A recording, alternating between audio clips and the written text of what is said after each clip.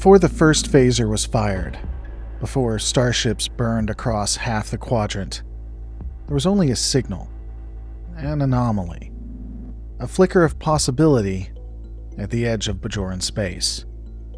It would become a wormhole, a bridge between two quadrants, two philosophies, and two wars waiting to happen. The Alpha Quadrant believed it had found a miracle. What it actually found was a mirror. And staring back was the Dominion. In 2369, the Bajoran wormhole was discovered by Commander Benjamin Sisko and Lieutenant Jedzia Dax, an artificial, stable passage to the distant Gamma Quadrant. For Bajor, it was the Celestial Temple, proof of divine presence. For Starfleet, it was the most important strategic location since the founding of the Federation. But neither saw the enemy waiting on the other side. In 2370, the Bajoran people established New Bajor, the first colony, or at least one of the first colonies, in the Gamma Quadrant. It was a hopeful gesture, a symbol of peace. Sometime later, it was gone, destroyed without warning by the Dominion. There were no survivors, no demands, just silence. And then, a voice. A Jem'Hadar soldier beamed aboard Deep Space Nine without permission. He didn't negotiate, he just threatened. He told them that no colonies would be allowed in the Gamma Quadrant. No ships either. The Dominion would stay on their side, the Federation and its allies on the other, and there would be no more incursions into their territory. In the meeting, he would mention that Captain Benjamin Sisko and others had been captured by the Dominion, and that they would be prisoners of war. He spoke with certainty, and when they attempted to stop him, he just left. In response, Starfleet dispatched the USS Odyssey, a Galaxy-class vessel specially retrofitted for long-range Gamma Quadrant operations. It had enhanced deflectors, upgraded sensor arrays, and advanced tactical systems. A symbol of strength, a beacon of Starfleet diplomacy, with teeth. The Dominion just saw it as a test, or possibly a nuisance. While attempting to escape, 3 Jem'Hadar attack ships swarmed the Odyssey in orbit of a moon near Dominion space. The Odyssey's shields, reinforced and recently recalibrated, did nothing to stop the hits.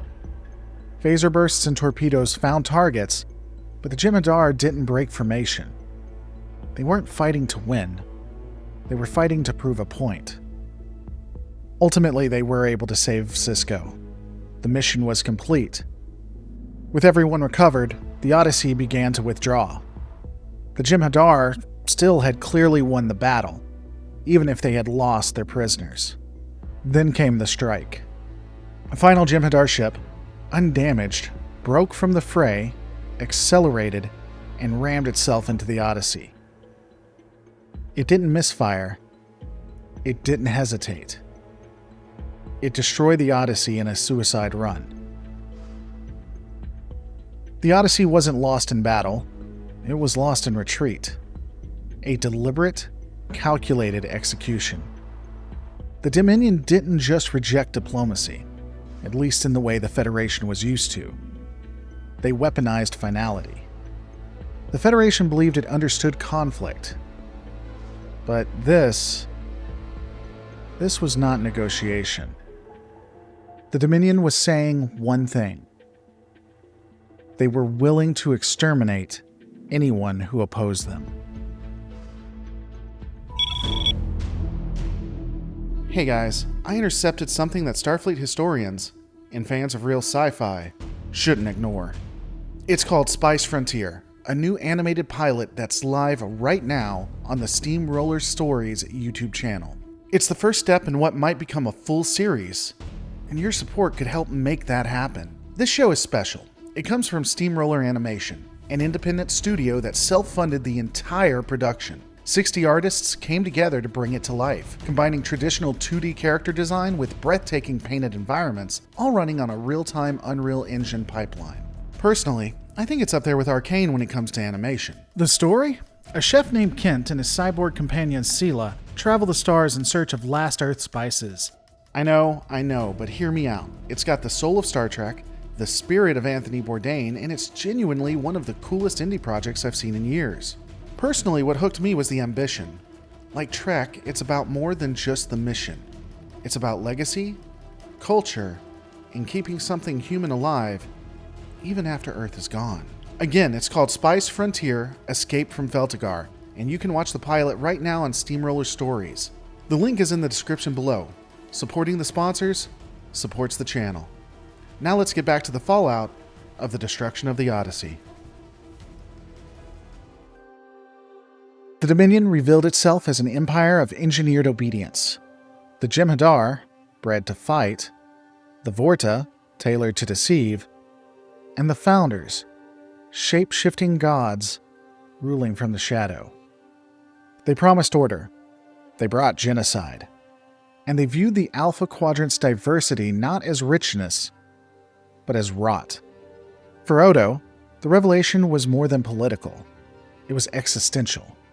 A changeling raised outside the Great Link, Odo had made himself a guardian of rules, law, and independence. Now, he learned his species had an empire that erased both. Was he bound by biology or by his choice? His identity, once a source of mystery, became a battleground. Starfleet Command responded with urgency, but not clarity. Intelligence analysts didn't know what to make of this new threat. Sometimes they would dismiss the Jem'Hadar as raiders.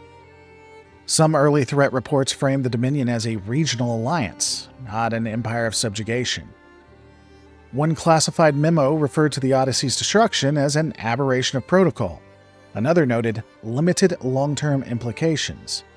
While some would dismiss the Dominion as a marginal threat, most saw the truth. Among them, Section 31. The Federation's Black File operations began cataloging Dominion tech, infiltration methods, and biogenic weapons. But nothing in these reports predicted what came next. Starfleet's next move wasn't a communique, it was a warship. The USS Defiant, NX 74205, had originally been built to fight the Borg. But in the aftermath of the Odyssey, it became something else entirely. A warning. Compact and stripped of creature comforts, the Defiant wasn't an explorer, it was a predator. Outfitted with pulse phaser cannons, quantum torpedoes, a blade of armor, and a Romulan cloaking device.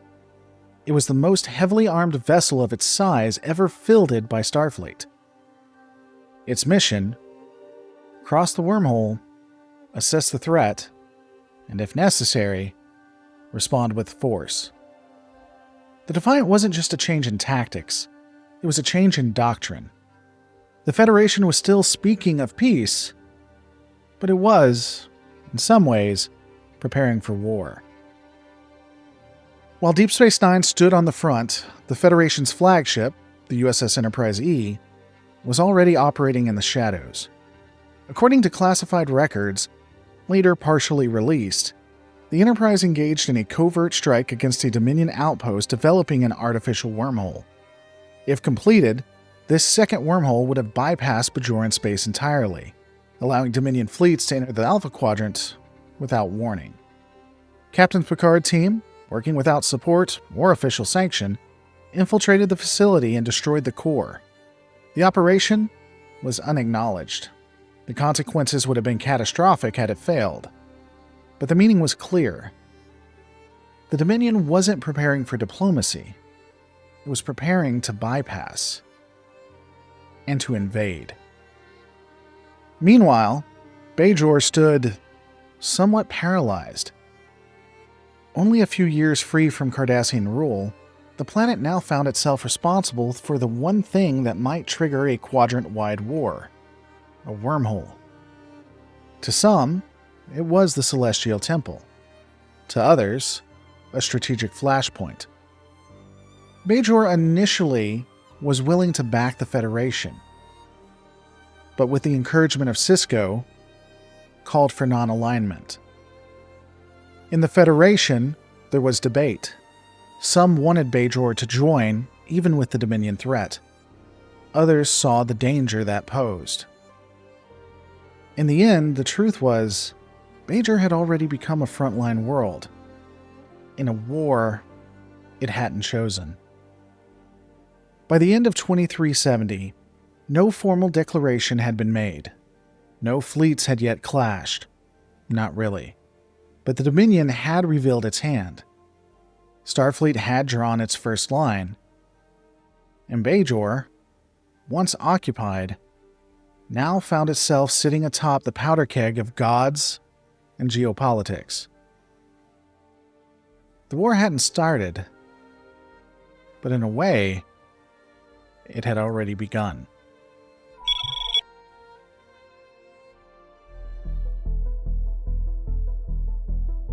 The Dominion had not invaded. It didn't need to. It whispered. It waited. It watched entire empires crumble under their own fear. Shortly after his promotion to captain, Benjamin Sisko was ordered to take the Defiant to the Zenkethi border. Intelligence indicated unrest, a possible coup. But the orders were falsified. There was no unrest. There was no coup. There was a changeling. It had replaced a member of Sisko's crew. It sabotaged the Defiant's systems, disrupted communications, and nearly ignited a war. It moved through the ship undetected, unprovoked, and unafraid. Only when exposed did it reveal the truth.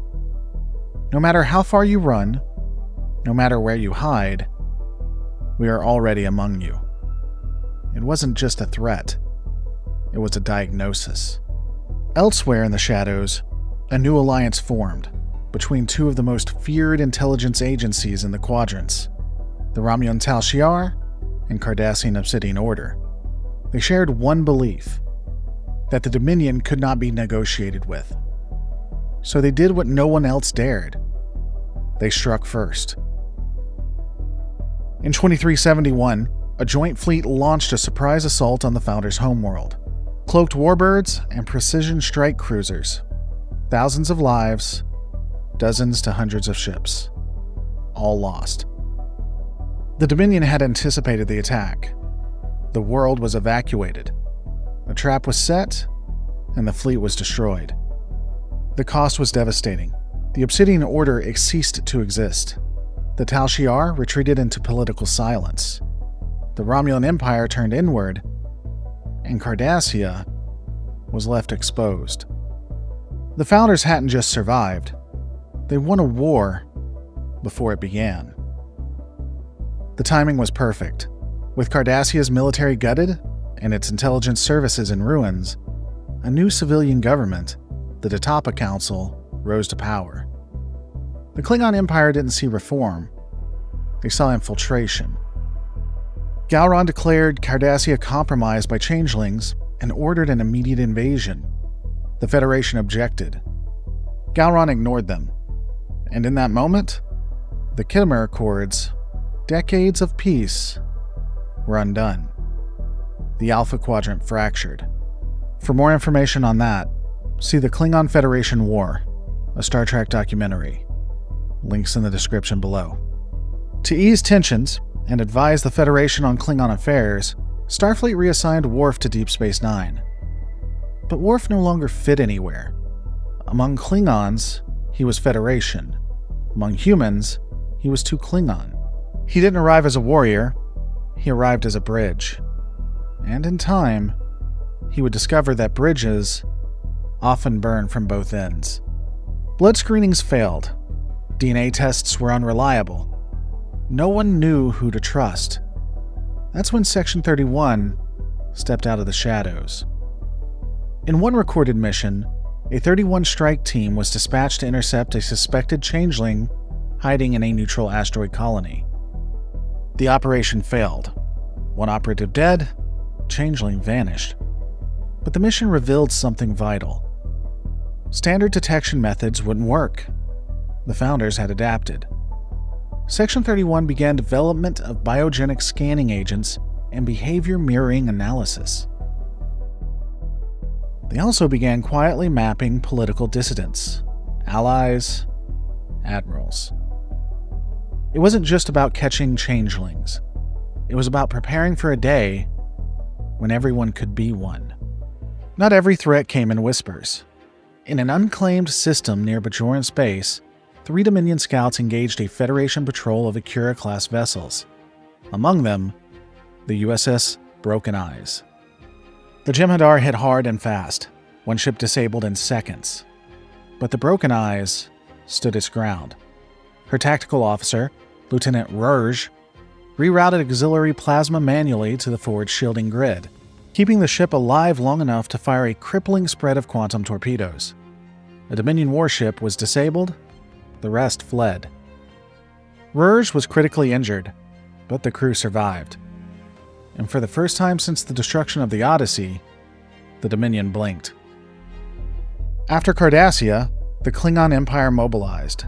Negver-class flagships, birds of prey, cavort battlecruisers, all massing on the border. Targs were slaughtered in preparation. Blood wine flowed across ships like fuel. Gowron called it defense. Martok called it readiness. Others knew what it was. Momentum. In less than a month, nearly 2,000 Klingon warriors had been deployed.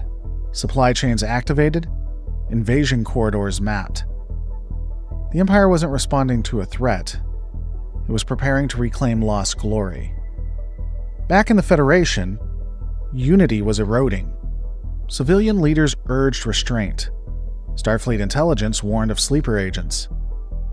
Section 31 issued silent orders.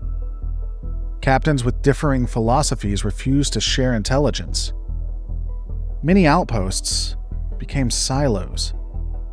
The Federation hadn't lost a battle, but it was already losing the war for its own identity.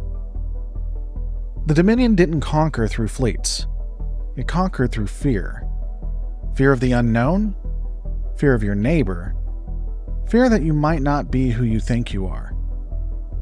Empires turned on themselves, treaties shattered, trust was dead. And through it all, the Founders never raised a weapon.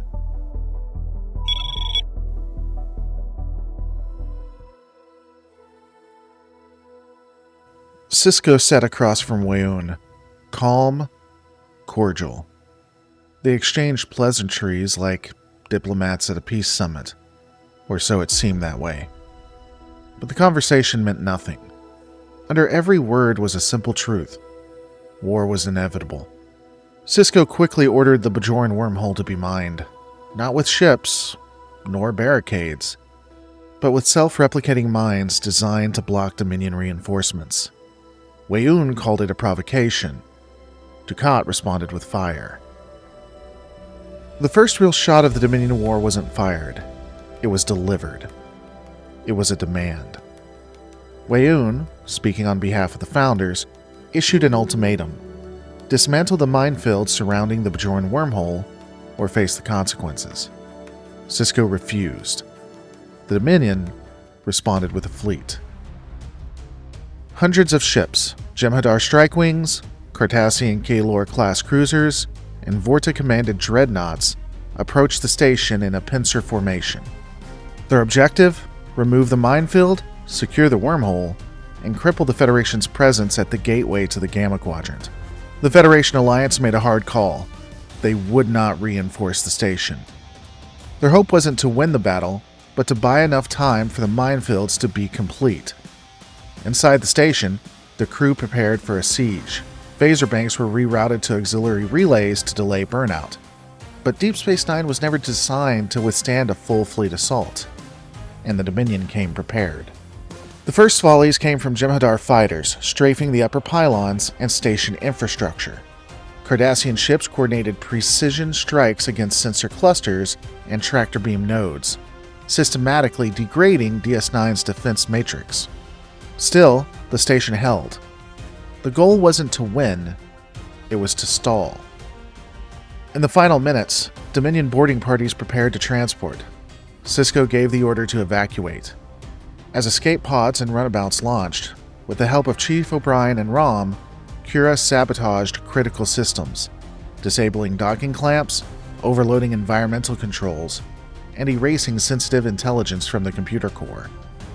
The crew scattered, the minefield was fully deployed, and the station was taken. Deep Space Nine fell without a final stand. It was a calculated loss, but it was still a loss. In the weeks that followed, the Dominion's momentum accelerated. Systems near the border surrendered with barely a shot.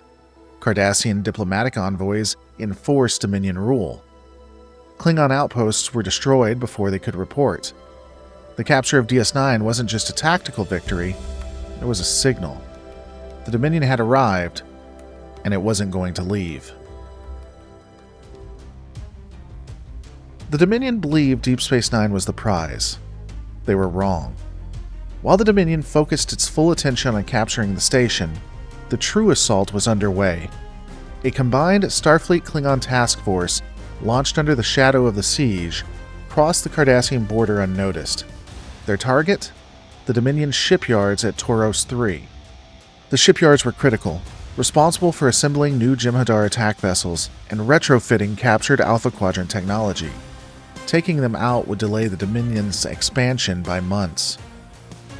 Leading the charge was the USS Centaur, under the command of Captain Charles Reynolds, operating deep behind enemy lines.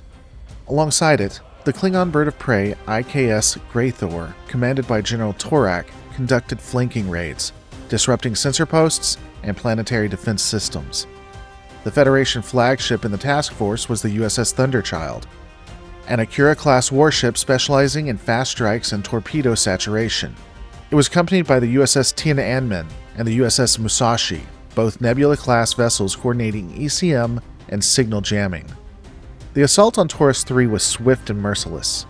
Klingon warbirds decloaked above the orbital scaffoldings and opened fire with concentrated disruptor bursts. Federation ships followed, laying down photon and quantum torpedo patterns across the dry dock struts. Within 17 minutes, the shipyards were in flames. Docked Dominion ships, still unpowered and incomplete, were destroyed before they could launch. By the time the Dominion realized what had happened, the task force had already gone. Sisko's words at DS9 would state it plainly. While we were keeping the Dominion occupied, a Starfleet Klingon task force crossed the border into Cardassia and destroyed the Dominion shipyards on Toros 3. Your sacrifices, our sacrifices, made that victory possible. But no victory can make this moment any easier. The capture of Deep Space Nine was the Dominion's first win, but the destruction of Toros 3 was the Federation's first strike. Sisko and the Defiant seemingly disappeared into the shadows. Starfleet abandoned traditional doctrine. What emerged was pure asymmetry, raiding convoys, disabling comms relays, ambushing Jem'Hadar patrols, and vanishing before reinforcements arrived. Medical vessels were fitted with ECM packages. Civilian freighters deployed jamming beacons in enemy territory. Each ship became a knife. Each officer, a saboteur. Victory wasn't territory. Victory was slowing the enemy down. On a desolate, scarred world deep behind enemy lines, Captain Sisko crash-landed with a handful of his crew, injured, stranded, and low on supplies. They weren't alone. An isolated unit of Jem'Hadar was already on the planet, cut off from Ketracel White, their discipline fraying, but still loyal to the death. Their Vorta handler, Heaven, saw the inevitable outcome. Rather than die with them, he made an offer. He would surrender to the Federation, if Sisko allowed the Jem'Hadar to die in a frontal assault. Sisko hesitated. Every instinct told him to find another way. These Jem'Hadar weren't responsible for the war, they were bred for it. Engineered slaves to loyalty and obedience. They didn't question order, they didn't ask for survival. Sisko tried to talk them out of the frontal assault. stated that he would help them. They declined. With no other option, he gave the order. The Jem'Hadar charged. They were gunned down. Every one of them. When it was over, Sisko barely spoke. He just looked out across the rocky slope, where genetically engineered soldiers lay dead, not because they were evil, but because the situation left no room for mercy. The Dominion wasn't just changing the battlefield, it was changing the people fighting on it. The Dominion didn't just want victory, it wanted to shatter the Federation's soul. So it chose Betazed. Using a corridor through Romulan space, sanctioned in silence, Dominion forces bypassed every major sensor grid. Over 120 Jem'Hadar attack ships dropped into orbit without warning, supported by Gaylor-class Cardassian warships.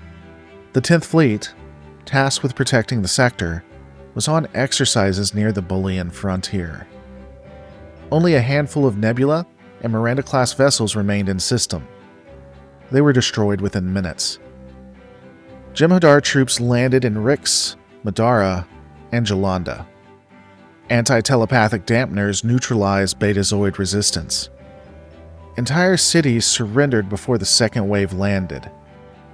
Resistance leader Laria Tygan was captured trying to organize a psychic relay net.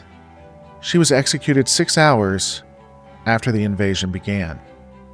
Admiral Haster later testified the planetary defense grid never activated. Within 10 hours, the world was under Dominion control. And from Betazed's new command bunkers, the Dominion launched raids deeper into the heart of the Federation. Inside Starfleet Command, ethics clashed with necessity. Facilities exploded without mission logs. Scientists defected or vanished. Names disappeared from personnel records. Section 31 was never mentioned, but their shadow spread across every war report. Officers began asking fewer questions. Some orders were classified. Others were never given, only carried out. The Romulan Star Empire held its borders, claimed neutrality, issued no statements, and quietly, Dominion ships moved through their space. Some believe the Romulans always intended to join the Federation, but waited, letting both sides bleed before tipping the scale. Others think they simply studied the battlefield, preparing for what came after. One truth remained. The Dominion couldn't have reached Betazed without Romulan corridors. While fleets clashed in orbit and alliances shifted across star charts, ordinary Federation citizens faced a quieter war, one measured not in battles, but in breakdowns. With Starfleet assets stretched thin, entire sectors were reclassified. Outer colonies like Cardassia Prime and Quadrant 3 lost priority status. Replicator restrictions were imposed. Energy quotas meant families rationed food, heat, and even basic medical treatment. Civilian transports were requisitioned into emergency logistics, refitted to carry munitions instead of passengers. Starbases, once filled with diplomats and scientists, were converted into triage centers, military hubs, or worse, evacuation sites. Some worlds resisted. In the Gantoris Reach, local councils declared provisional autonomy, accusing Starfleet of abandoning them. On Bolaros 11, civil unrest forced the Planetary Guard to open fire on looters when aid deliveries failed to arrive.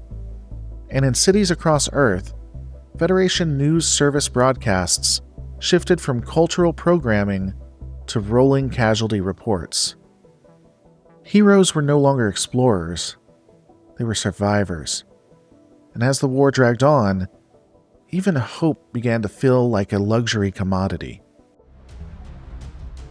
At some point, it was discovered that the minefield was about to fall. Sisko led one of the largest Starfleet offensives in history. Over 600 ships, Galaxy-class heavy cruisers like the USS Venture, Akira-class fast strike vessels, Nebula support ships, and the Defiant at the center. When they attacked, Sisko opened with a feint. Fighter wings assaulted the Cardassian flanks, creating what appeared to be a weakness in the line. It worked. Too well. Dukat saw the tactic and baited the trap. As the Federation fleet surged forward, Cardassian wings curved behind.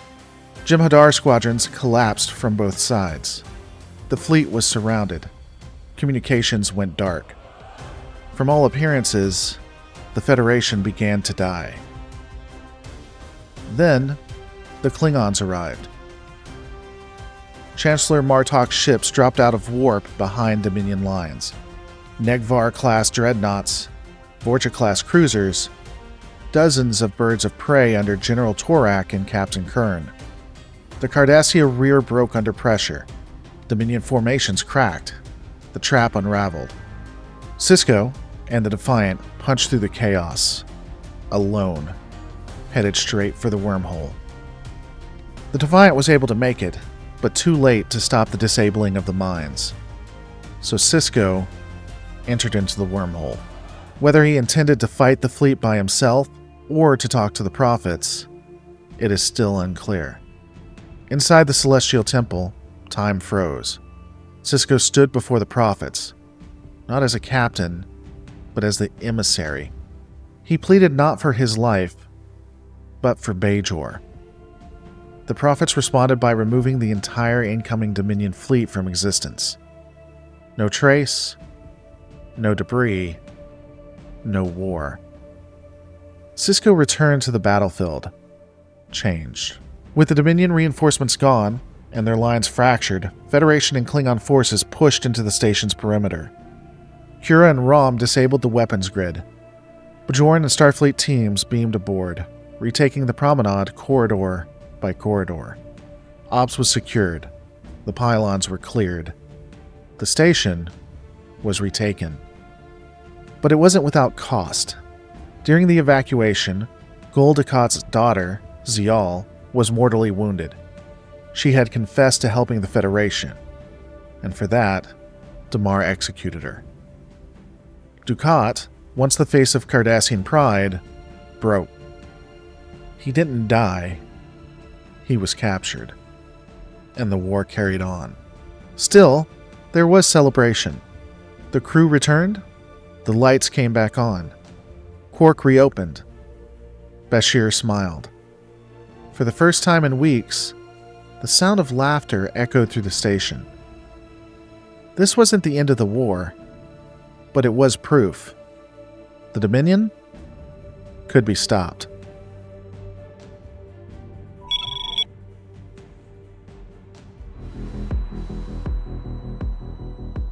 The Dominion had been stalled, but not broken. After the recapture of Deep Space Nine, the wormhole was sealed.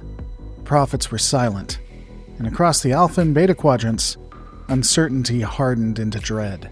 Cut off from reinforcements, the Dominion shifted strategy from relentless expansion to ruthless entrenchment.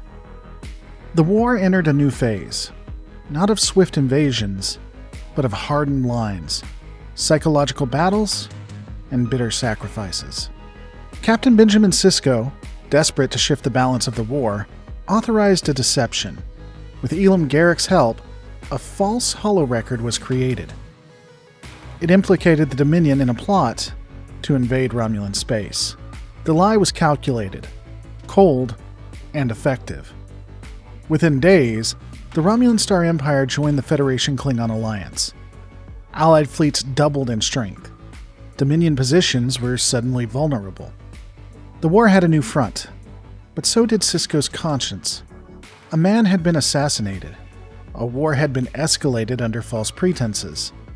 And Sisko, who once embodied Starfleet's moral certainty, told himself, I can live with it. He had to.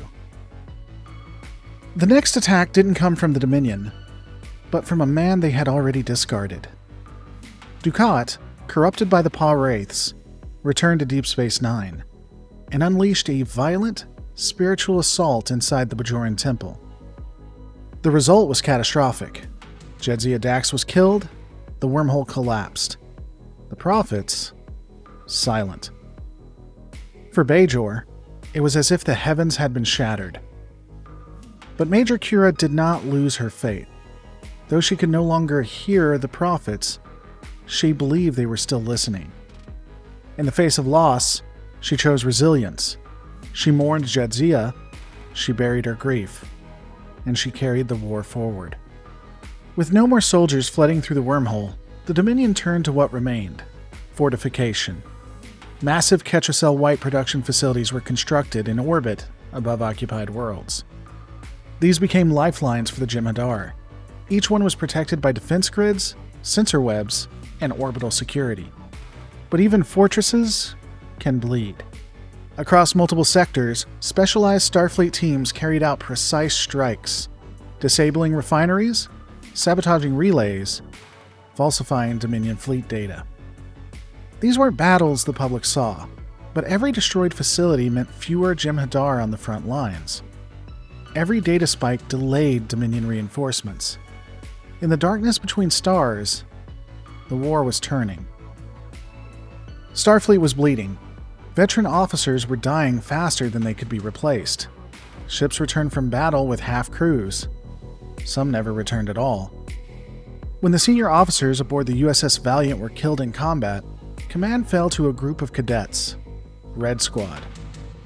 Young, unproven, and convinced of their own greatness. They launched a mission to destroy a Dominion battleship. It was a suicide run. Inexperienced, masked as valor. Only very few survived. And the Valiant became a symbol, not of courage, but of the terrible cost of desperation. In the shadow of warfare, Captain Benjamin Sisko left the battlefield and stepped into myth. Guided by visions, he uncovered the truth. His mother, Sarah, had been chosen by the prophets. He was their instrument, their emissary. In a land of desolation, he performed a sacred rite. The wormhole reopened, the prophets returned, and for Bajor, the silence ended. Some called it divine intervention. Others saw it as a perfectly timed strategy. Either way, the Dominion would get no more reinforcements. The Dominion was overextended. Scouts reported thin lines, Jem'Hadar patrols were inconsistent. Morale appeared brittle. The Alliance saw its opening.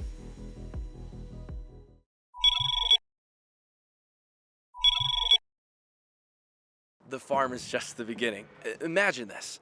Restaurants and food stalls as far as the eye can see. Visitors of all species from every corner of the universe coming to try cuisine that's been lost for 258 years. Everyone's gonna dine together, share stories, smile, laugh, and this will all happen with Earth food at the center. I want to start an Earth cuisine renaissance. Whoa.